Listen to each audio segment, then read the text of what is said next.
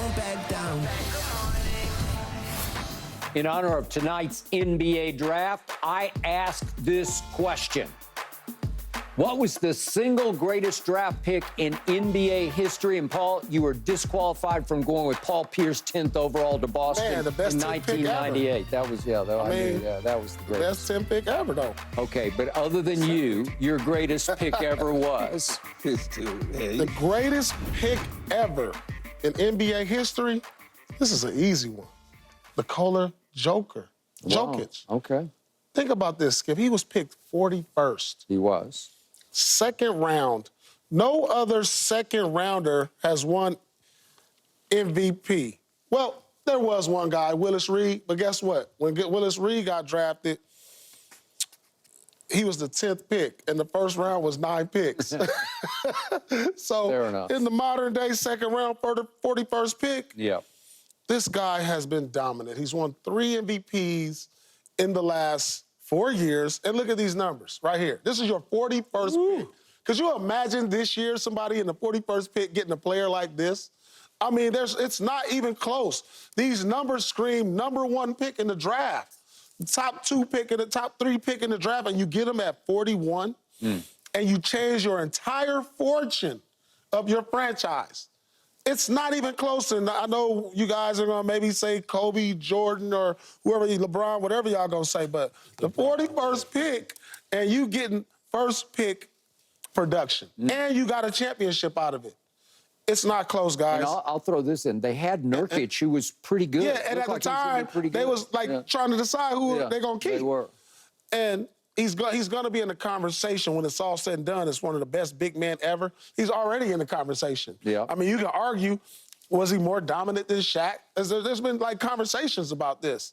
Like, I mean... Not for me. Not over here. Yeah, not from over here either. Not for me. The conversation has been brought up. Yeah. By who? It's just, I mean... Key, you average 27, 14 rebounds, 8 assists.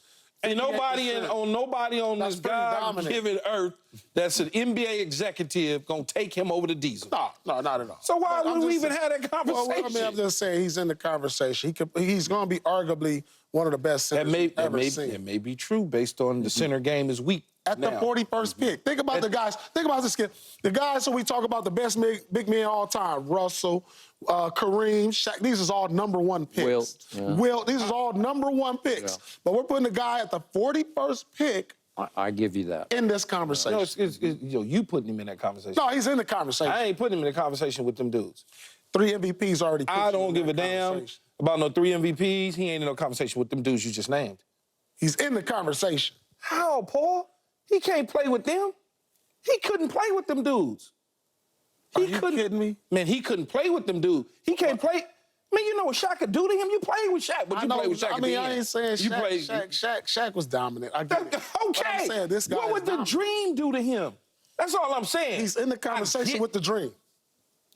I give you this. He can flat pass the basketball better than all those other guys. That's what gets him in the conversation. He can do those things. And he can score just as good as all of them. He can score. Yeah, because he shoots the 3. Exactly. Okay. So he's in the conversation. 41st pick doing these things, you change the fortune of your franchise. You guys are going to be saying some people that you expected to be that. Yeah. Well, for me, it's Kobe. Because I didn't expect a kid out of high school at 18 years old, when kids wasn't coming out of high school at that point in time, as the 13th pick. Yep. To go on. They just started coming out of high school. That's what I'm saying. That coming out of high school, you didn't expect that, right? You had Jermaine O'Neal, you had KG, you had Al Harrington. These are just names at the top of my head. You had Kobe in that time span. Yeah. Mm-hmm. To go on and have a celebrated career as the 13th overall pick, you didn't see it. I saw him in high school. I mean, obviously, but I'm like, there's no way. We saw him early on in his career airballing, even though he was taking the shots. It's like, come on, man, what did we just do? But then all of a sudden, the light switch turned on in the relentless effort at who he was and how he was going to do things. And it's not because I'm a Laker fan, but when I'm seeing it up close in person, and then I look at his accolades and the things that he accomplished, you know what I'm saying, on and off the court. Think about it. Jerry West had Vlade and said, you know what? I want the high school kid. I want the high school kid. Shh, don't say anything. We getting ready to give up our guy for the high school guy. And when you go and you talk about 5 titles, 2 final MVPs, a regular season MVP, all NBA 11 times, 9 defensive first teams, 2 scoring, like it's just, you know, at the 13th spot. We're not talking about the first, the second, or the third, the 13th spot. You don't get that from, you just don't. You don't get 3 MVPs from the 41st spot. That don't make sense. But at a time that where, don't make sense. At a time, though, for me, where you got 2 bigs. You got 2 bigs in the league. Who else was picked at the 13th spot? Karl Malone. Karl Malone, I believe. Good one. Wasn't he the 13th pick? I think he was. Karl Malone was picked at the 13th spot. Yeah, but Karl Malone went to college. He came from high school. But you can't tell me anybody that's been picked at 41, I mean.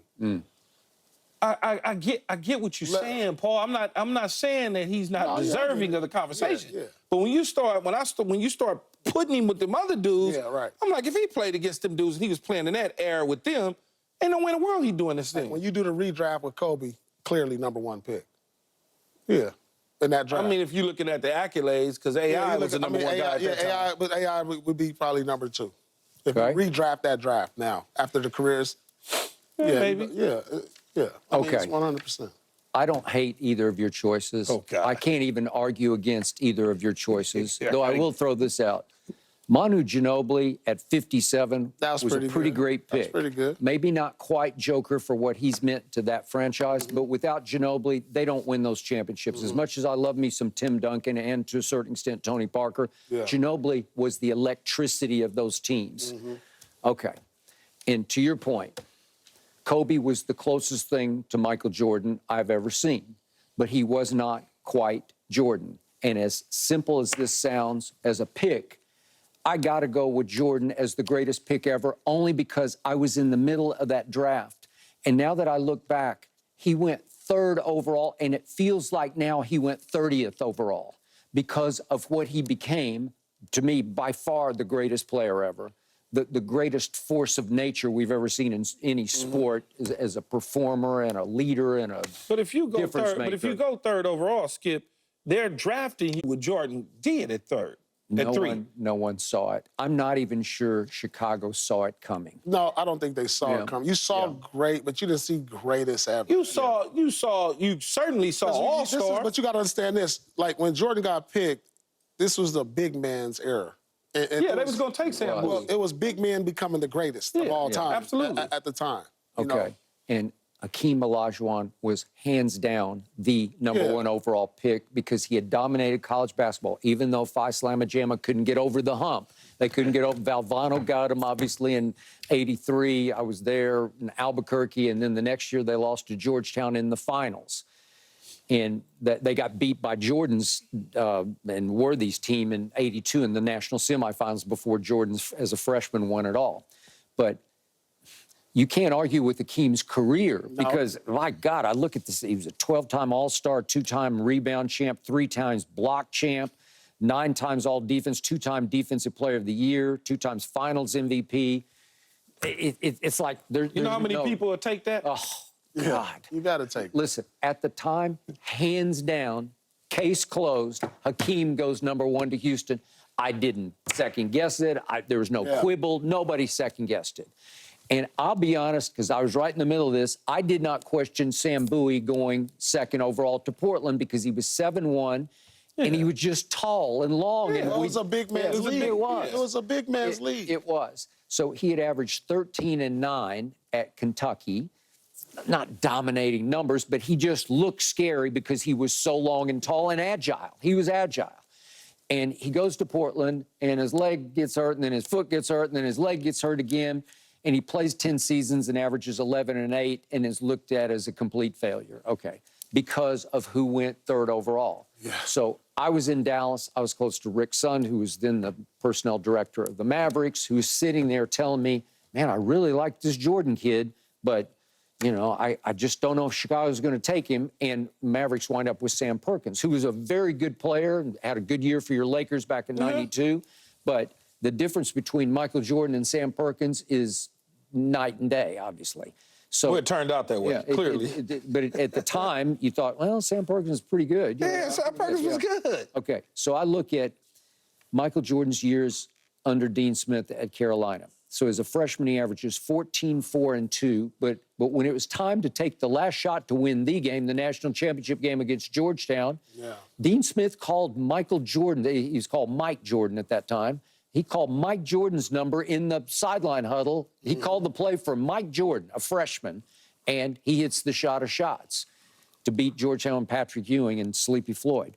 And then as a sophomore, remember, Michael he was there for 3 years. So as a sophomore, he averages 20 and 6. And then as a junior, he averaged 20 and 5. So his rebounds went down 1. And as a sophomore, they lost in the Elite 8 to Georgia. He had 26 in that game. And then as a junior, they lost in the Sweet 16 to Indiana. Steve Alford just shot him out of the gym, scored 27. And Michael didn't have a good game. He scored 13. So his last college game, he scored 13 points. Yeah. Well, okay. So is he going to change life? Is he going to change the world? Right, you didn't see it. No, you just didn't. You just didn't see it coming. But you saw all-star. Yeah, but you saw franchise player, too. Yeah, you saw all-star franchise Because, you player. know, Skip, as well as I know, when those picks were being made in the top 5, you were a franchise player. Yes. Coming in then. Yeah. You were ready to come in and make an immediate impact to a franchise if you were picked in the top 5 in the early 80s, 100%. But I'm back to my all-time favorite college basketball line. The only man who could ever stop Michael Jordan was Dean Smith, because Dean Smith kind of kept the shackles on him a little bit, where he just couldn't, you know, like you have to play within the confines of the offense, right? Basketball. You have to play hardcore, dedicated, disciplined college.